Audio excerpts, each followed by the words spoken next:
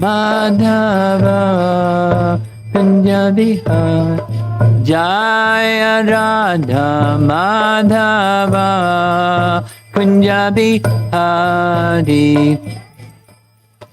Madhava Kunja Bihari Gopi Jana Balabha Girivara Dhari Girivara Dhari Gopi Jana Balabha Girivara Dhari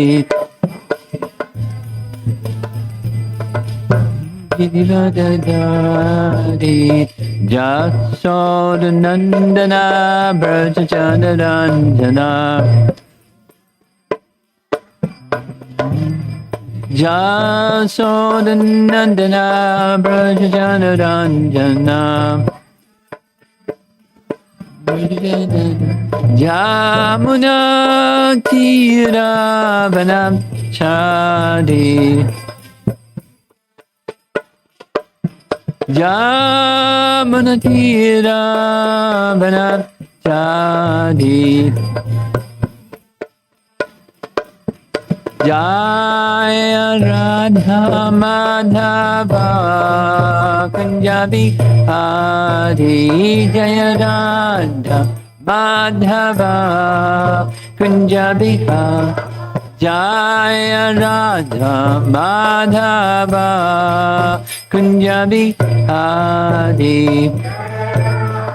Madhava Kunja Bihari Jayom Vishnupad Paramahamsa Harividavatarja Asasaraswati Srimad His Divine Grace A.C. Bhaktivedanta Swami Srila Prabhupada Ki Gaura Premanandi Om Namo Bhagavate Vasudevaya Om Namo Bhagavate Vasudevaya Om Namo Bhagavate Vasudevaya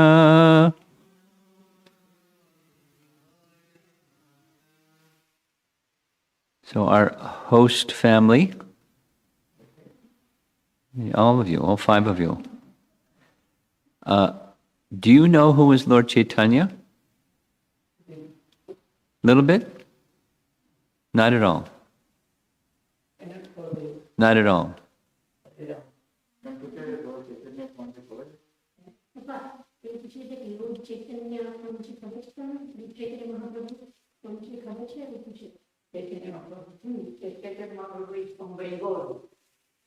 Gaura. Okay.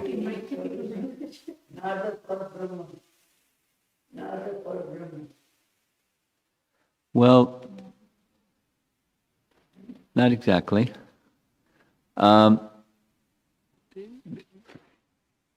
In our Vaishnav calendar, we're anticipating soon the appearance day of Lord Caitanya. Lord Caitanya came 500 plus years ago as to establish the Yuga Dharma, the chanting of the holy name as the means of most ideal way of achieving spiritual perfection, Chaitanya Mahaprabhu. So we're going to be reading some activities of his childhood. He appeared in a Brahmin family. Jagannath Mishra was his father, most learned person in the whole of Navadvip. Navadvip is a place in Bengal. He appeared in Bengal. And in his childhood, he was a scholar, super scholar. So we're going to be hearing some of his pastimes as a young boy. And then later, after his father died, he went to Gaya to perform Shraddha for his father. So we're going to hear those pastimes. Now this is from Chaitanya Bhagavat, written by Vrindavan Das Thakur, his Vrindavan Das Thakur's writing style is he's writing for Rasika Bhaktas. He's writing for devotees that have a feeling of love in their heart. He's not writing for the non-devotee audience and trying to help them understand anything. He's just spontaneously glorifying the Lord of his life from his heart pouring out. That's his style. So you'll hear some things that, that's where it's coming from. Making no effort to persuade people, well, it's a little special, but it's okay because he doesn't do any of that. Just spontaneous glorification of Lord Caitanya and Lord Chaitanya's associate, Lord Nityananda. We just observed Lord Nityananda's appearance day, and now we're preparing for Lord Chaitanya's appearance day. So he's mentioning his name, Nityananda. Accepting Sri Chaitanya and Nityananda Prabhu as my life and soul, I, Vrindavan Das, sing the glories of their lotus feet. After a few days, all the family friends came to observe the ceremony of the child's ear piercing and shaving of the head, leaving only a shikha. Within 2 or 3 days, the Lord completed his studies of the conjunct letters. Then he constantly wrote various names of Krishna day and night. He enthusiastically wrote and read the names of the Lord like Rama, Krishna, Murari, Mukunda, and Vanamali. The most fortunate persons of Nadia saw the Lord of Vaikuntha studying with other young boys. The Lord sweetly recited the Bengali alphabet, ka, ka, ga, ga. Everyone who heard him was captivated. Sri Gaura Sundara performed wonderful pastimes. He would demand things that were impossible to obtain. If he saw a bird flying in the sky, he desired to have it. And when it was not given to him, he would cry and roll in the dust. Sometimes he would demand the moon or the stars in the sky, and when he did not get them, he cried and thrashed his arms and legs. Everyone tried to pacify him by taking him on their lap, but Vishrambar did not relent and continued to demand, "Give me, give me." There was, however, one sure remedy. Whenever he heard the names of Hari, he would stop crying. When everyone clapped their hands and chanted the name of Hari, he would be pacified and give up his restlessness. As everyone chanted the names of Hari, in order to please the child, the house of Jagannath Mishra appeared just like Vaikuntha. One day, in spite of everyone chanting the name of Hari, the Lord did not stop crying. They all said to him, "Listen, dear Nimai, come and dance nicely while we chant the name of Hari." The Lord did not listen to them and continued to cry, so they asked him, "Dear child, why are you crying?" They all asked him, "What do you want? We will bring it for you, but don't cry." The Lord replied, "If you want to save my life, then go quickly to the house of the 2 Brahmanas, Jagadish and Hiranya. Both Jagadish and Hiranya are great devotees, and I desire something from them. Today is Ekadasi, and they are both fasting, but they have prepared varieties of foodstuffs for Lord Vishnu. If I could eat their offering, I will be cured and able to walk."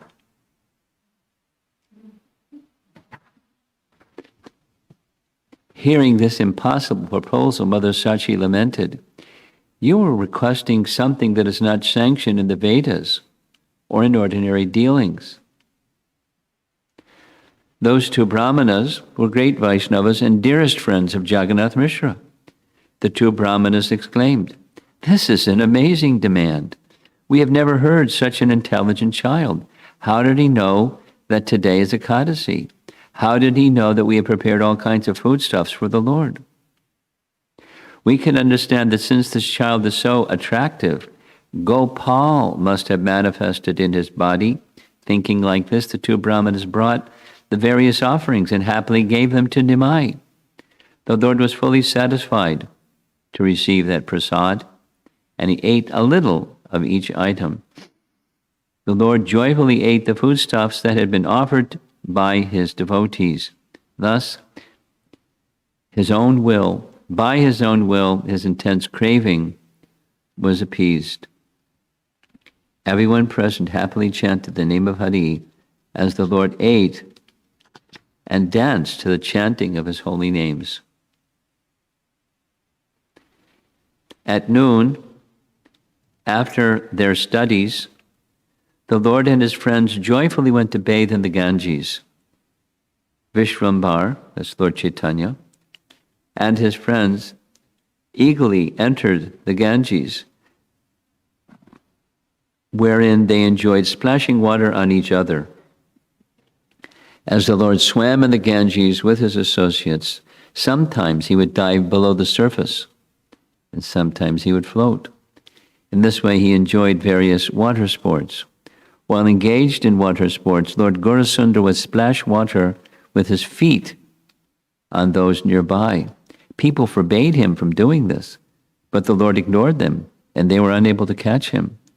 The Lord compelled everyone to bathe again and again by touching them or spitting on them. Being unable to restrain him, the Brahmanas approached his father to complain about him. The Brahmanas said, "Dear friend, Jagannath Mishra, please hear about your son's misdeeds. Due to his misdeeds, we are unable to bathe properly." Someone said, "He splashes water on me and disturbs my meditation." Another complained, "Your son asked me, 'Who are you meditating on?' In Kali Yuga, I am directly Lord Narayana." Someone else said, "He stole my Shivalinga." And someone else said, "He ran away with my chadar." Someone said, "I kept the ingredients for worshipping Vishnu: flowers, durva, grass, boga, sandalwood pulp, and the Lord's asana on the bank of the Ganges. When I went to take bath, your son sat on the Lord's asana and ate the boga, smeared himself with the sandalwood pulp, decorating himself with the flowers, and ran off." Then he said, "Why are you unhappy? He for whom you arranged those ingredients has himself enjoyed them."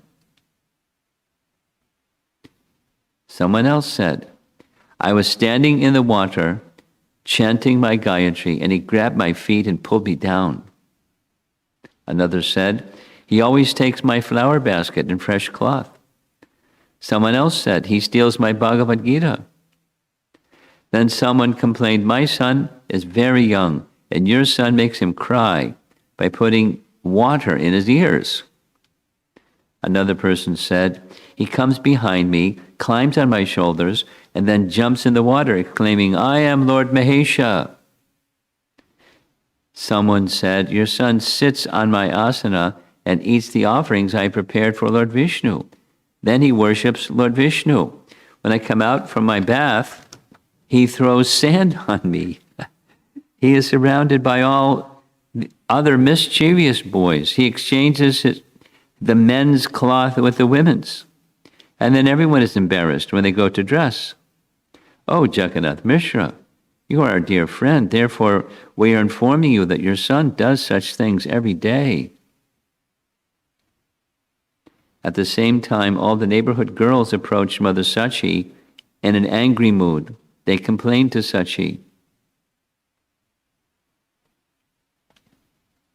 It doesn't give the text. It just says Adi 6, 74 through 100. Am I supposed to read that? No. That's next? The Brahmanas who had earlier complained to Jagannath Mishra in jest came and spoke to him again. Whatever we said to you was simply in jest. Actually, there's no one more fortunate than you in the three worlds. How can one be affected by hunger, thirst, or lamentation if he has such a son at home? You are certainly most fortunate to have the Supreme Lord as your son and serve his lotus feet. Even if Vishwambar commits millions of offenses, we will keep him in our hearts. Because these Brahmanas had all been devotees of Krishna for many lifetimes, they had fine intelligence. In this way, the Lord enjoyed various pastimes with his eternal servants, which ordinary people cannot understand. I think there's something missing. This is, the girls complaining to Sachi is missing. Vishwarup took sannyas. Vishwarup is his elder brother. Nimai, or Lord Caitanya, had an elder brother who was named Vishwarup. Vishwarup took sannyas. The father, Jagannath Mishra, disappeared from this world, leaving Mother Sachi alone. Mother Sachi wanted her son to be married. There was an arrangement for her son's marriage to Lakshmi Priya. And then, so it's like, this is the sequence of the pastimes. And then Lord Caitanya meets his spiritual master, Ishwara Puri. Sri Gaurasundar, with book in hand, always enjoyed pastimes in Navadvip. He challenged any teacher he would meet, but none of them had the power to defeat him. Although he was simply a student of grammar, he nevertheless considered the learned Bhattacharyas to be as insignificant as grass. The self-satisfied Lord traveled throughout Navadvip with his most fortunate students. Every afternoon, Nimai would sit on the bank of the Ganges with his students. In the evening, all the Vaishnavas also gathered on the bank of the Ganges. As they listened to Nimai's explanation from a distance, they felt both happiness and lamentation. One of them said, "Oh, if anyone who possesses such beauty and knowledge does not worship Krishna, there is no benefit." Someone else said, "When he sees someone, he doesn't allow him to leave. He captures him just like a tax collector captures a debtor." Another said, "This Brahmana has uncommon potency. I think he must be some great personality." Although he constantly asks shrewd questions, we still get great satisfaction just by seeing him. We have never seen such knowledge in an ordinary person. Our only regret is that he doesn't worship Krishna. In his childhood pastimes, Lord Caitanya was not acting as a devotee. He was a non-devotee, or not devoted to Vishnu or Krishna scholar, but super scholar. And there was a purpose behind it. The purpose behind it was that later in his life, he will become a very deep worshipper of Krishna. And some scholarly people say, "Oh, he's weak-minded. Because he's weak-minded, doesn't have strong intelligence, he's left the path of knowledge and gone to this sentimental path of devotion." So he purposely showed pastimes where he was very, very strong in scholarship and not a devotee. Then he became initiated, he became a super devotee. It's a pastime with purpose.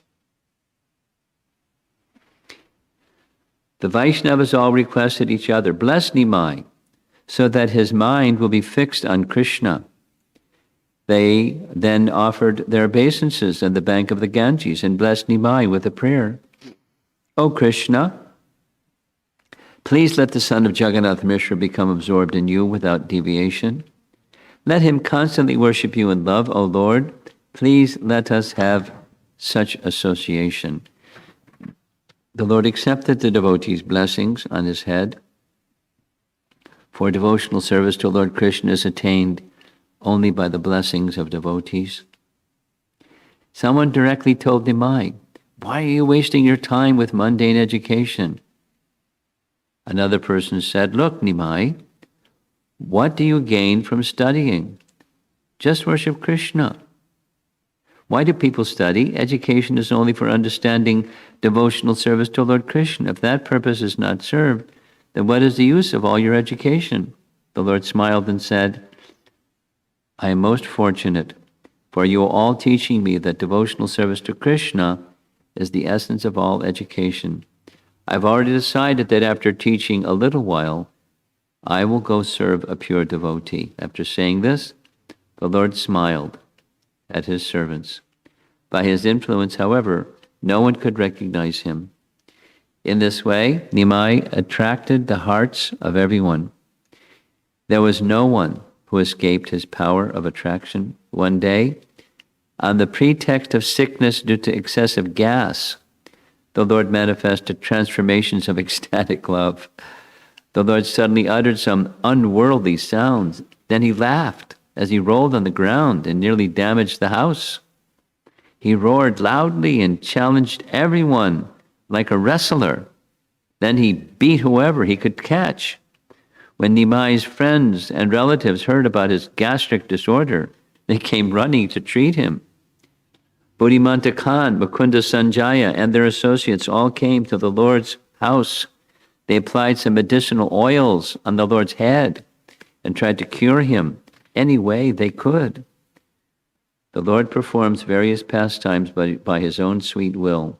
How can he be cured by some external remedies? All the limbs of the Lord shivered. He shouted loudly in such a way that everyone was frightened. He then declared, "I am the Lord of all. I maintain the universe, therefore I am named Vishvambar. I am the Supreme Lord, but no one recognizes me." Saying this, the Lord tottered, and everyone tried to catch him. In this way, the Lord manifested himself on the pretext of gastric disorder, yet by the influence of his own illusory energy, no one could understand him. And as a student, he would teach his classes, go for lunch, and then he would travel walking around in the marketplace in the town. He had a discussion with a weaver. Although Sri Sachinandan is rarely seen even by the demigods, he now wandered through the streets of Navadvip within the sight of all. One day, the Lord went to the house of a weaver, and the weaver respectfully offered him obeisances to a Brahmana, a Vaishya to a Brahmana, offering him respects. The Lord said, "Bring me one nice piece of cloth." And the weaver immediately brought some cloth. The Lord then asked, "What is the price of this cloth?" The weaver replied, "Give me whatever you like." After settling the price, the Lord said, "I do not have any money right now." The weaver then said, "Oh, Gosai, you can give me in 10 or 15 days. You take the cloth and happily wear it. You can pay me whenever you please." After mercifully glancing at the weaver, the Lord continued on to the house of a cowherd. Mahaprabhu sat down on the cowherd's veranda and began to make fun of the activities of the brahmanas. The Lord said, "O son, bring me some milk and yogurt. Today I'm going to accept charity from your house." The cowherd men thought Nimai looked just like Cupid. They respectfully offered him a nice asana. They began to joke with the Lord and address him as uncle. One of them said, "Come, uncle, let us go eat some rice." Then one of them took Nimai on his shoulder and carried him to his house. Another said, "Don't you remember how you previously ate all the rice in my house?" Although the cowherd boys didn't realize it, by the grace of the transcendental goddess of learning, Saraswati, whatever they spoke was true. Meanwhile, Nimai simply smiled at their words. All the gopas then happily offered the Lord milk, ghee, yogurt, cream, and butter. After being satisfied by the cowherds, the Lord went to the house of a perfume merchant. The merchant offered his respectful obeisances to the Lord, who said, "O brother, bring me some of your best perfume." The perfume merchant immediately brought some of his best perfume, and Sachinanda inquired, "What is the price?" The merchant replied, "You know, my dear sir, is it befitting for me to take money from you? Today you apply this oil and go home. If, after taking bath tomorrow, the fragrance still remains, then you may pay me whatever you like." After saying this, the merchant happily applied the perfume on the body of the Lord. The Lord is the supersoul of all living entities, therefore he attracts the mind of all. Who is not attracted by seeing his beautiful form? After Vishwambar bestowed his mercy on the merchant, he continued on to the house of a florist. When the florist saw Nimai's most wonderful form, he offered him obeisances and a place to sit. The Lord said, "O florist, I would like a nice garland, but I have no money with me." Appreciating that Nimai had the symptoms of a spiritually perfect soul, the florist said, "You do not need to pay." After saying this, the florist garlanded the Lord, who smiled in the company of his students. After casting his merciful glance on the florist, Gauranga went to the house of a betel nut merchant. The merchant saw Nimai's form as more enchanting than that of Cupid. He took dust from Nimai's feet and offered him a place to sit. The merchant said, "It is my great fortune that you have come to my house, insignificant as I am." In full satisfaction, and without being asked, the merchant then offered betel nut to the Lord, who smiled. The Lord then said, "Why did you give me betel nut without payment?" The merchant replied, "I was inspired to." The Lord smiled on hearing the merchant's reply, and he chewed the betel nut with great satisfaction. The merchant then devotedly offered Nimai sampan, camphor, and other spices, free of cost. After blessing the merchant, Gaura smiled as he continued wandering the streets of Navadvip. The city of Navadvip was just like Mathura. Millions of people belonged to different castes, lived there. For the pleasure of the Lord, the Creator had previously supplied Navadvip with all opulences. The son, Asachi, now enjoyed the same pastimes that Krishna had previously enjoyed while wandering the streets of Mathura. Thereafter, Gaura visited the house of a conch merchant who offered the Lord due respects. The Lord said, "Dear brother, let me see some beautiful conches. But alas, how will I take? I have no money." Just then the merchant placed a beautiful conch in Nimai's hand and offered him obeisances, saying, "O Gosai, take this conch home with you. You may pay me later or not. It doesn't matter." Pleased by the words of the conch merchant, the Lord glanced mercifully on him and departed. In this way, the Lord visited every house in Navadvip. For this reason, even today, the residents of Navadvip attained the lotus feet of Lord Caitanya and Lord Nityananda. Then comes very interesting, the astrologer. Wonderful pastime. The supremely independent Lord Gaurachandra then went to the house of an astrologer. As the astrologer saw the effulgence of the Lord, he humbly offered his obeisances. The Lord asked, "I've heard that you're a good astrologer. Could you please tell me who I was in my previous birth?" The pious astrologer agreed to the Lord's request and began to chant the Gopal mantra within his mind. At that moment, the astrologer saw a beautiful blackish personality with 4 hands, holding conch, disc, club, and lotus flower. His chest was decorated with Srivatsa and brilliantly effulgent Kaustubha gem. He saw the Lord in the prison cell, being offered prayers by his parents at the dead of night.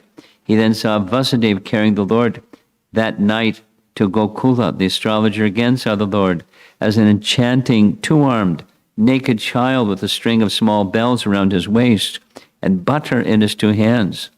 The astrologer saw his worshipable Lord decorated with all the symptoms that he had meditated on. He then again saw the threefold bending form of the Lord playing on his flute and surrounded on all sides by the gopis who were singing and playing various musical instruments. After seeing this wonderful vision, the astrologer opened his eyes and saw Gauranga standing before him. Then again he entered into meditation. The astrologer said, "Oh, Bal Gopal, please listen. Quickly show me who this Brahmana was." The astrologer saw the Lord with greenish durva grass complexion, holding a bow in his hand and sitting on a royal throne. Thereafter he saw the Lord in the middle of the waters of devastation. He had the wonderful form of a boar, and he held the earth on his tusks. He then saw the Lord as Nrsimha. Although he appeared most ferocious, he was the ultimate well-wisher of his devotees. Next, he saw the form of Vamana, waiting to deceive Bali at his sacrifice. Then he saw the form of Matsya, happily sporting in the waters of devastation.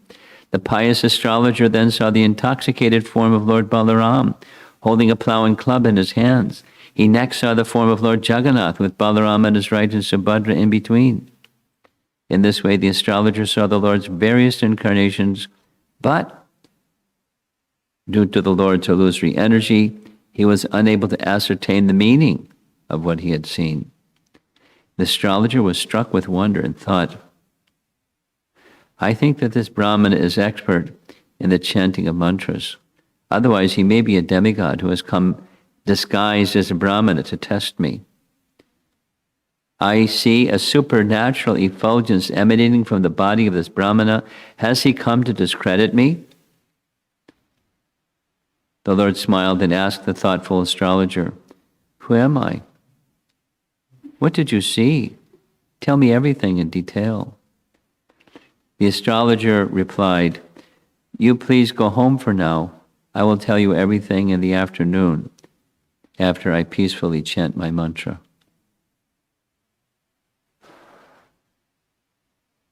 Smiling, the Lord agreed to the astrologer's request and went to the house of his dear devotee, Sridhar. Kulavacha Sridhar.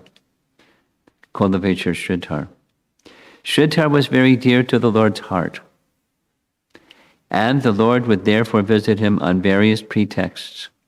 The Lord would tease Sridhar in the course of their regular conversations, which would last for an hour or two. When Sridhar saw that Nimai had arrived, he offered him obeisances and a place to sit. Sridhar was always peaceful in his behavior, while the Lord enjoyed playing the role of an agitated young man. The Lord said, "Sridhar, you always chant the name of Hari, so why are you always afflicted by poverty? Can you please tell me why, after serving the beloved Lord of Lakshmi, you do not get sufficient food or clothes?" Sridhar replied, "At least I'm not starving, and whether small or large, I'm still wearing some cloth." The Lord said, "But I see your cloth is mended in 10 places, and the roof of your cottage has no straw. Look at other people. They worship Chandi and Vishahari, so they have no scarcity for food or cloth."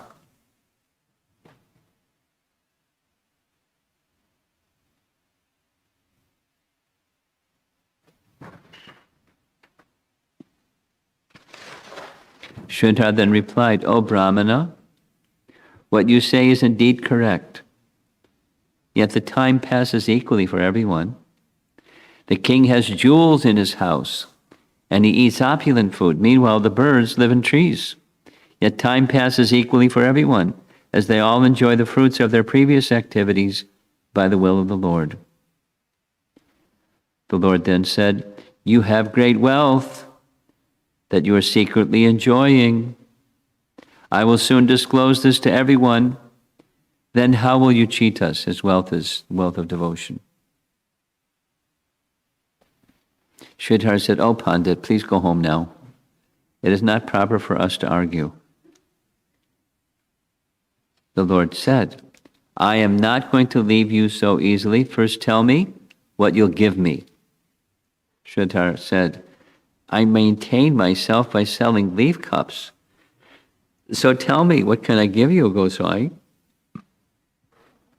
The Lord said, "Let your hidden treasure remain for now. I'll take that later. For now, give me some bananas, banana flowers, and banana stalks free of charge. Then I won't argue with you anymore." Sridhar thought, this Brahmin is very aggressive. I'm afraid that one day he will beat me. But even if he beats me, what can I do to a Brahmana at the same time? I can't supply him free of charge every day. Anyway, whatever this Brahmana takes by force or deceit, that is my good fortune, so I'll continue to give him every day. Thinking this way, Sridhar said, "Listen, Gosai, don't worry about money. I'll happily give you some bananas, banana flowers, leaf cups, and banana stalks, but please, don't fight with me." The Lord said, "Good. Then I won't fight anymore. But see that I get good quality bananas and banana stalks." The Lord daily used Sridhar's leaf cups, and he ate sabjis made from Sridhar's plantains, banana flowers, and banana stalks. Whenever a squash grew on the roof of Sridhar's cottage, the Lord would eat it, cooked with milk and black pepper. The Lord then said, "Tell me, what do you think of me? After you answer this, I'll go home." Sridhar replied, "You're a Brahmana, a portion of Lord Vishnu." The Lord said, "You don't know. Actually, I'm from a Gopa family. Although you see me as the son of a Brahmana, I consider myself a cowherd boy." Sridhar smiled at the Lord's words, but due to the illusory energy, he could not recognize his Lord. The Lord then said, "Sridhar, tell me the truth. The glories of your Ganges are due to me. And let me tell you the truth. The glories of your Ganges are due to me." Sridhar replied, "Nimai, Pandit, aren't you afraid of insulting Ganga in this way? One is supposed to become sober as he grows up, but I see your restlessness has doubled." After joking with Sridhar in this way, Gauranga returned to his home. Sri Gaura Sundara sat down at the door of his Vishnu temple, and his students all returned to their homes. As Nimai saw the full moon one night, his heart became absorbed in the mood of Sri Vrindavan Chandra. Nimai began to play a flute in a most enchanting tune, which only Mother Sachi could hear. When Mother Sachi heard the sound of that flute, which attracts the three worlds, she fell unconscious in ecstasy. After a while, she regained consciousness and steadied her mind as she continued listening to the wonderful sound of the flute.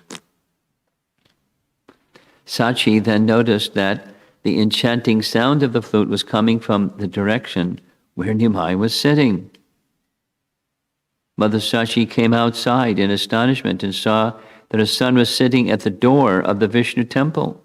She could no longer hear the sound of the flute, but when she saw the full moon on the chest of her son, seeing the moon on the chest of her son, Sachi was struck with wonder and began looking around. Mother Sachi then went back inside and began to think about the reason for such a vision. In this way, the most fortunate Mother Sachi saw unlimited manifestations of opulence. Whoever receives the merciful glance of Mother Sachi becomes eligible to see such opulences. In this way, Sri Gaurasundara, who is non-different from Lord Krishna, lived in Navadvip incognito while relishing his own ecstasy. Although the Lord manifested his opulences in various ways, his servants were still unable to recognize him. So that's the end of the reading for this evening. According to the Vedic texts, there are different categories of avatars. There's guna avatars, Brahma, Vishnu, and Shiva. There's Leela avatars, Matsya Kurma, Nrsimha, Varaha, Vamana, and so forth. Manvantar avatars, the avatars of the Manus. The Guna avatars, already mentioned, Brahma, Vishnu, and Shiva. Shaktivesh avatars, avatars that are empowered souls, carrying out some function on behalf of the Lord, like Prithu, an incarnation of ruling potency, King Prithu. And there's Yuga Avatars. Yuga Avatars are forms of the Lord that appear in each age to give to the age, the people of that age, the means of achieving perfection. And Lord Caitanya is one of those, Yuga Avatar. He appeared at the beginning of this age of Kali for propagating the Yuga Dharma, the chanting of the holy name. And when he appeared, he's also described as being a Chana avatar, or a covered incarnation. That is to say, he appeared as a devotee of Krishna, but he's Krishna.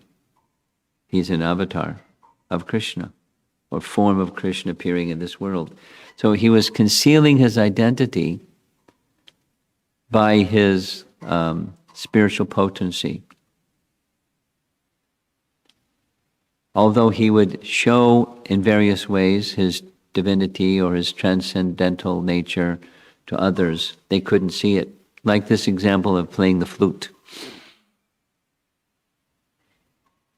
He would do things like, Krishna lifted Govardhan Hill. And the residents of Vrindavan, they didn't think, he must be God. They didn't think that way because of the influence of the Lord's Yogamaya potency. So similarly, in his childhood pastimes, he did things.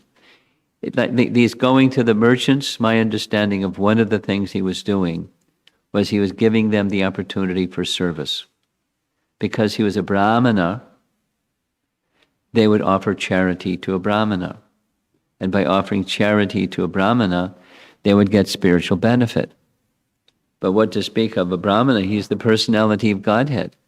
And so they were rendering devotional service to the personality of Godhead by his going from house to house and shop to shop and requesting things for people. Because Vaishyas, as you know very well, they like the barter in exchange. They like setting a price, and they enjoy it, part of being a Vaishya.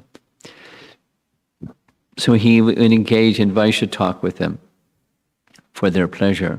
But then by his divinity, they would just be overwhelmed with his beauty or his opulence or just his spiritual presence.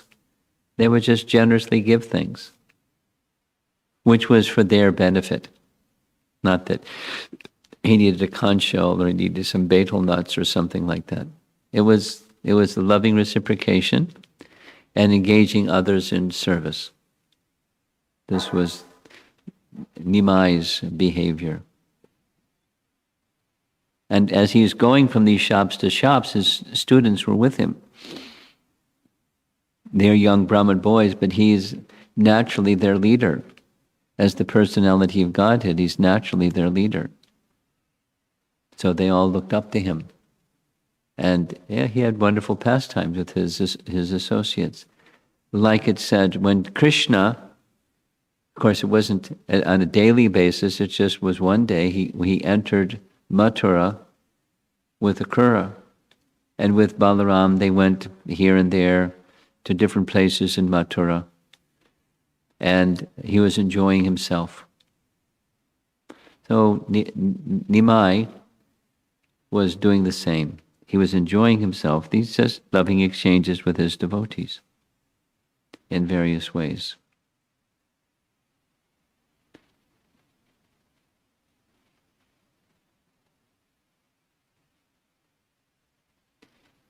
We heard that Nityananda, who was later became the constant companion of Lord Caitanya, just like Balaram was the constant companion of Krishna during his pastimes. Nityananda was the constant companion of Lord Caitanya during Lord Chaitanya's pastimes. But in the early stages, like Balaram had gone on tour during the Kurukshetra battle, he refused to take part in the battle, so he went to holy places. So Nityananda went to holy places when he was young. And he was waiting and waiting and waiting for Lord Caitanya to begin his devotee pastimes. So tomorrow we're going to hear about beginning his devotee pastimes. And then the two lords joined one another.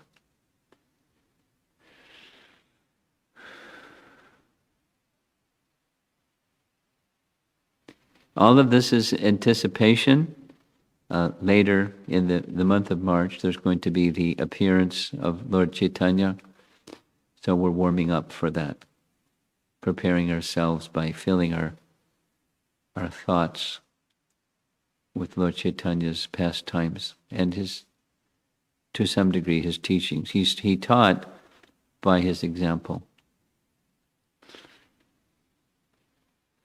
So let's see if there's some comments or discussion. Chaitanya Bhagavat.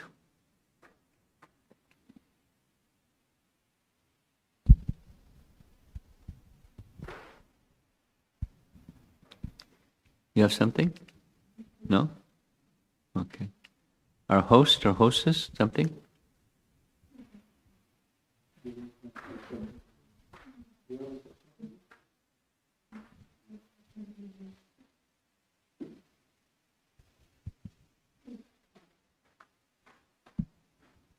Okay.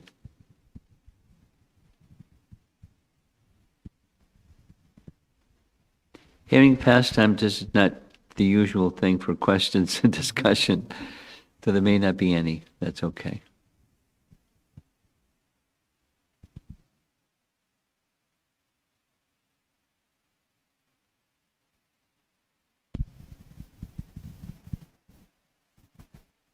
When I heard about Kolavecha Sridhar, his quality of the last sentence that you read about how he was offering, whether or not he gets any payment or any kind of recognition, anything like in return.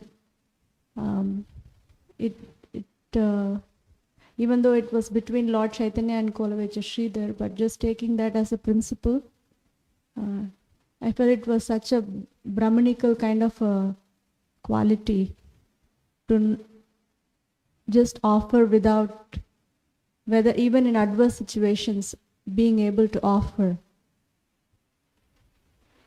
Well, that's a devotional, not a Brahmanical quality.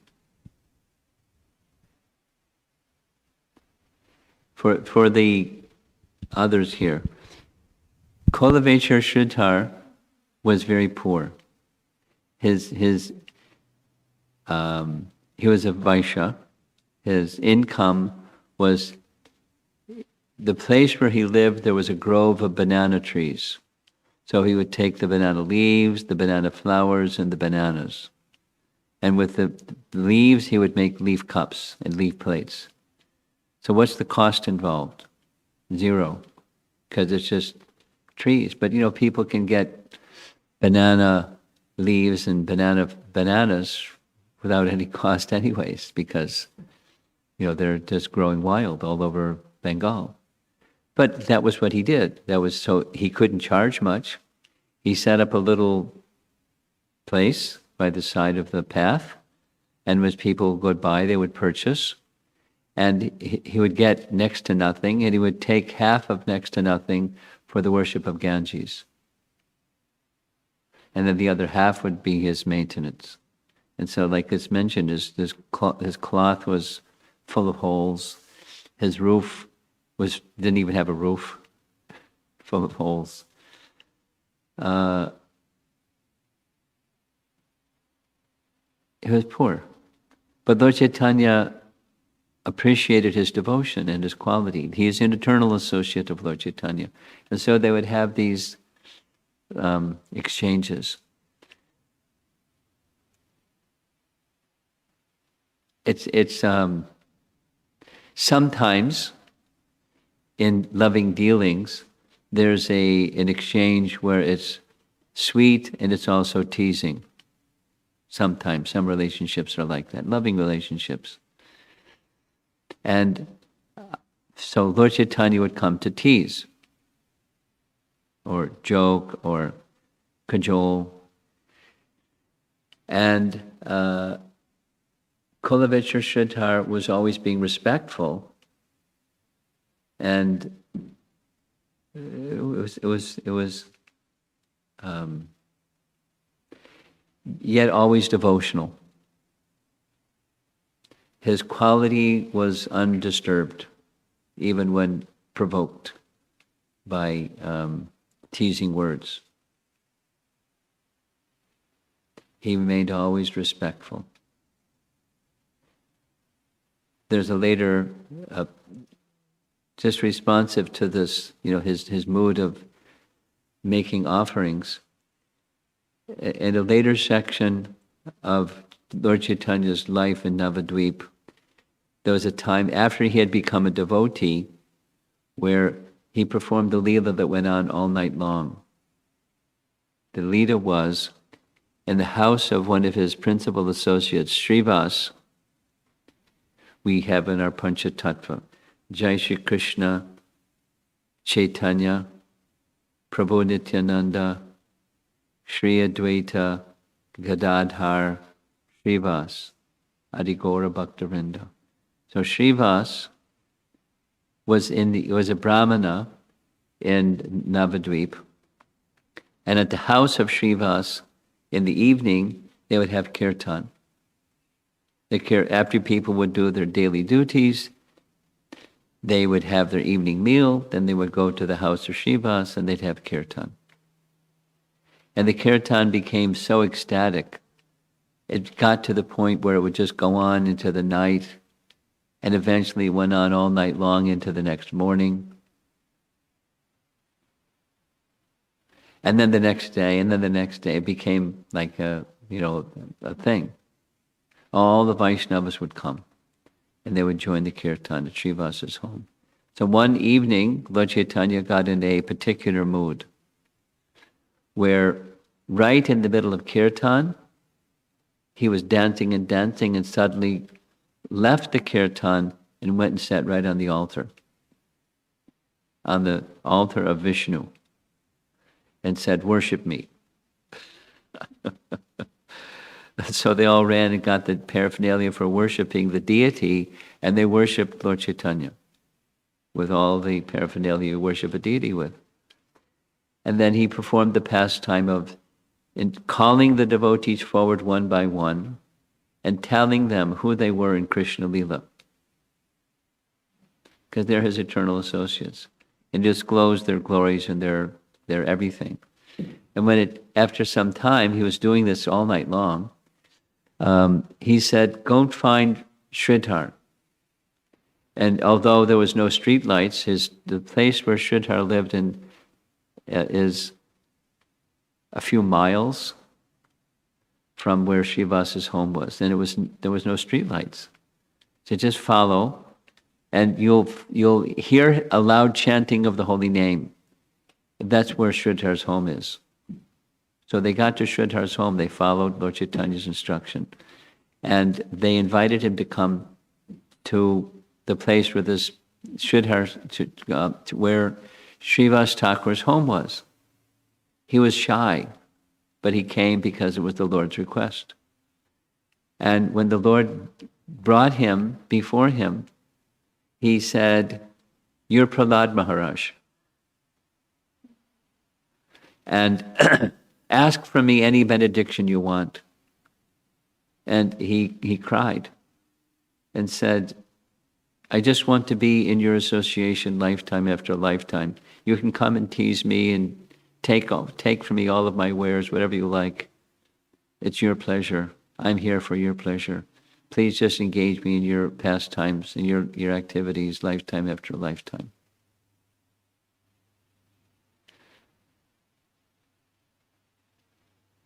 Normally, Chaitanya Mahaprabhu was not disclosing his divinity, but in this particular occasion, he was directly disclosing his divinity and disclosing the eternal relationship between his associates and himself. A very special Mahaprakash Leela, it's called. So, back to your question, Sridhar was not just, kind and generous even when provoked. He was a perfect devotee in a very interesting, different relationship with Lord Chaitanya. He was satisfied with whatever came his way by nature's arrangement. He was not in material want or hankering. He was his happiness was within. His happiness was in devotion and his relationship with Lord Chaitanya. And because of that, Lord Chaitanya came every day. There's one more pastime with Kolavechar Sridhar that's a celebrated pastime, and that is the Brahmanas began complaining. The Smarta Brahmanas began complaining about the loud kirtan at Srivasa's home. They went to the Kazi and said, "This is not anywhere in our Vaishnava scriptures. You should stop it. You're the Kazi." So the Kazi tried to stop it. He sent some constables and told the people, "No more kirtan, and if you continue, we'll break the drum." And that message got to Lord Chaitanya, and he said, "All right, we're going to perform civil disobedience. Assemble all the Vaishnavas, and we'll have kirtan going through all the marketplaces throughout all of Navadvip. And bring torches, so we'll do it all night, all day long, and into the night we'll go to the house of the Kazi and challenge him. You can't stop Sankirtan." So there was some discussion between the Kazi and Lord Chaitanya. And Lord Chaitanya, the Kazi was afraid because angry Bengalis and one Kazi. So he came downstairs from his palace and sat down and said, your father and I were very close friends. His father is now deceased. And you're like my son. I take you as like my son. So, please tell your friends here to not cause any problem. He said, "We haven't come to cause problem, we've come to discuss with you." And they had some discussion. The end of the discussion was the Kazi said, the Sankirtan can go on in the whole of Navadvip during my rule, and as long as I have sons that rule succeeding me. The Sankirtan the congregational chanting of the holy name can go on unobstructed. There's some nice details in that whole exchange. So after that, Lord Chaitanya, there was fear of the Kazi and his constables, but now that fear was taken away. The Lord Chaitanya went straight away from the Kazi's home to Sridhar's home. He had affection for Sridhar. And when he reached Sridhar's home, he was thirsty. So he saw outside Sridhar's home an iron pot. It was all beaten up because he was poor. And he started drinking from the iron pot. And Sridhar held his hand and said, "Please don't drink. This is not fit for you." He said, any water that's from your home, from your iron pot, is my greatest happiness. They had a very unique affectionate relationship. So that was, back to your question, his nature was very devoted and very loving. Not just Brahminical and willing to sacrifice. It was with pure devotion. That was Kolovich or Sridhar. Although materially, poor. Educationally, not highly elevated. Devotionally, topmost devotee. And very dear to Lord Caitanya. I mean, some of Lord Chaitanya's associates were most highly learned. But what was attractive to Lord Caitanya was the devotion. And that's what he reciprocated with, the devotion.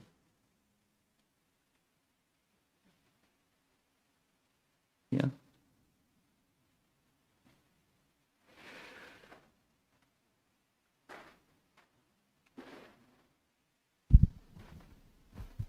Hare Krishna Maharaj. Please accept my humble obeisances. Hare Krishna. Prabhupada.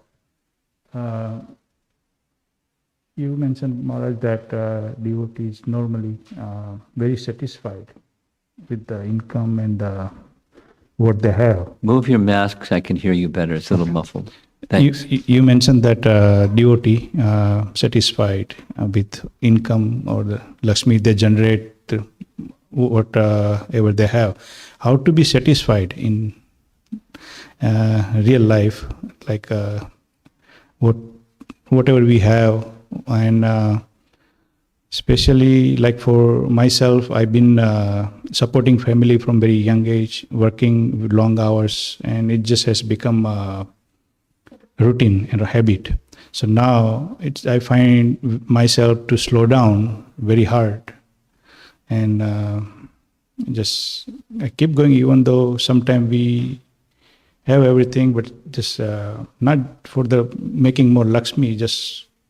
It's just a lifestyle that you keep going and going and going. Yeah. So Yeah. how to stop that? How to be Good satisfied in life? Excellent question.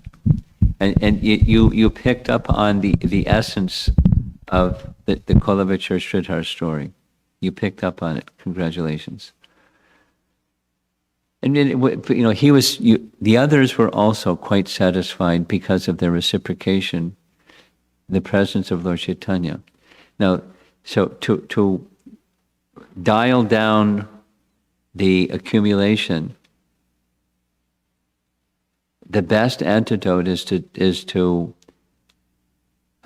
dial up devotion. But it's difficult because one is apparently in conflict with the other. The time, energy, mental energy, effort, focus, to be materially successful, it requires all those things. Spiritual association teaches the dial down, that is, be satisfied with what comes of its own accord. A devotee, grahastha, will apply themselves, in a responsible way, according to their family's needs and so forth and so on. But meanwhile, invest time in the eternal destination of the soul. It takes Krishna will give the intelligence, the how-to part. It's at the heart level. Let's just say this. Aside from the state that you're in today, how many hours did you invest in preparing the education that it took to get you to where you have the occupation you have today? Many, many, many, many, many, many hours. And that was for a purpose. I mean, I'm going to become an adult, I'm going to have a wife and family, and I need to provide for them, so I'm preparing for the future, now, for the future. Very good. So now you've reached that status. Now what's the future after this? How are you preparing yourself for what comes next? Now, the material side is really easy to figure that one out. And to apply oneself, because, that's what everybody's doing. In this plane of material existence is called Bhumandala, the plane of fruitive activity. So we just do what the fruitive activity program. But to go after this lifetime, where is the soul going? How am I preparing myself for where's the soul going after this lifetime? That takes a higher intelligence than fruitive activity. So spiritual activity is required. And spiritual activity starts with spiritual association, sadhu sangha. And sadhu sangha comes in the form of what we're doing right now. And, hearing Bhagavad Gita, discussing Bhagavad Gita in the sangha of others.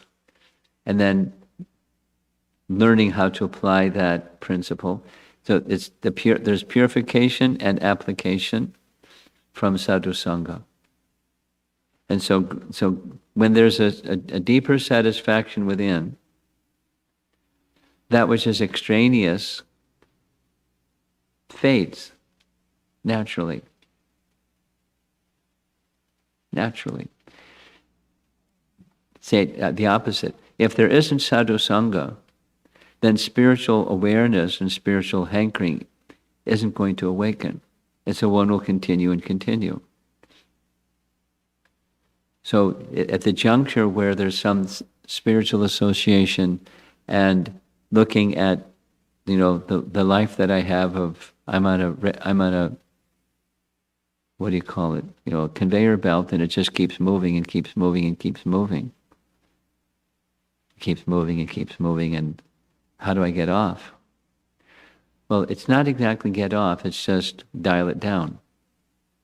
And let that become satisfied, exactly what your question was, become satisfied with comes of its natural accord, but consciously choose through association to strengthen it, choose to give attention to the eternal, where the soul is going after this life. Just like during the education period, what's going to be my situation after when I'm a young adult? So now that you're not just a young adult anymore, what comes next? What's the destiny of the soul? And invest in that. As you invest in that, the dialing down takes place naturally. Most light switches in homes, they're on and off, called rocker arm switch. But some are dimmer switches. So what I'm speaking about is a dimmer switch. As the light goes on, the darkness dissipates. And you just turn the dial. And don't try to do it too much, too fast. But, dial up the devotional practices and activities, and automatically, naturally, the other will dial down. And you're doing so with a purpose, that there's a sankalpa.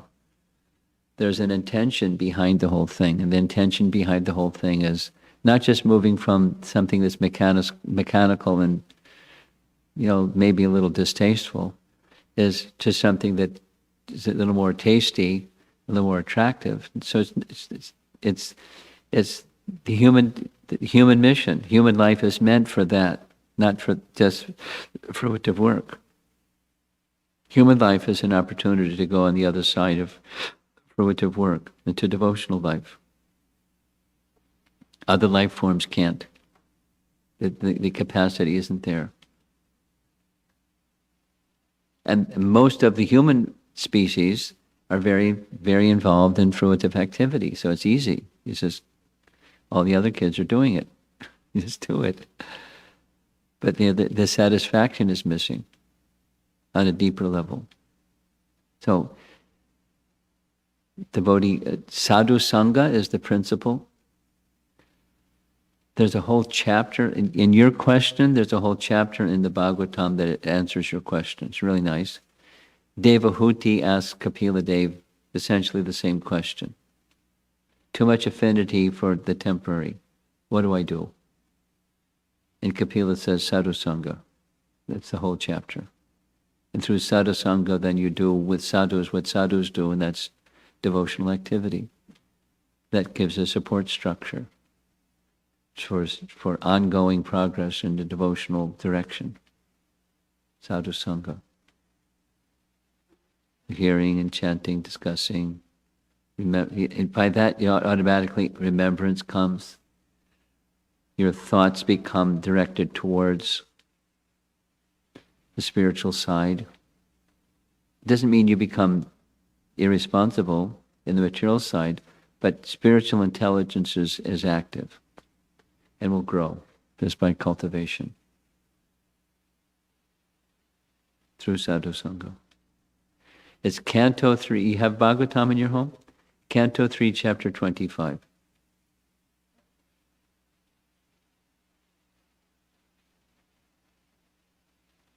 Anything? Okay.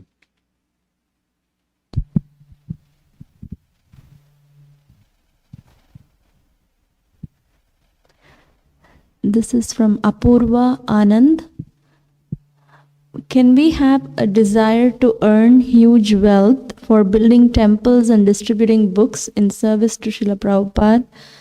I always think that if I have this desire, I may get doomed.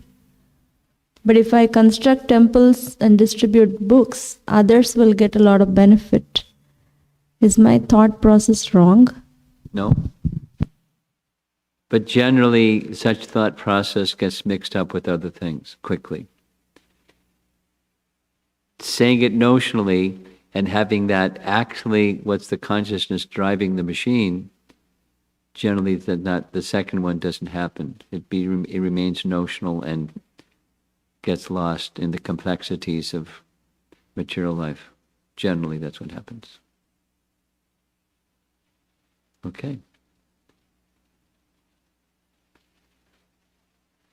We're done. Srila Prabhupada ki jai.